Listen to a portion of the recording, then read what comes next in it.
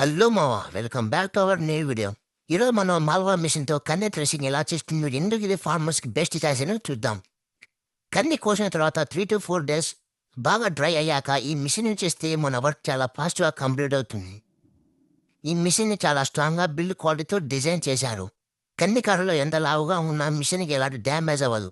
లోపల ఉన్న బోల్ట్స్ కూడా బెండ్ అవ్వకుండా చాలా స్ట్రాంగ్గా ఉంటాయి. ఇది ఒక అడ్వాన్స్ మిషన్ మావా.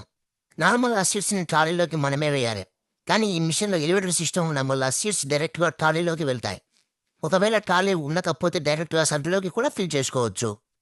ఇంకో ఇంట్రెస్టింగ్ ఫీచర్ ఏంటంటే ఈ మిషన్లో స్టోరేజ్ ట్యాంక్ కూడా ఉంది. ఒకేసారి 10 bags దాకా స్టోర్ చేసుకోవచ్చు.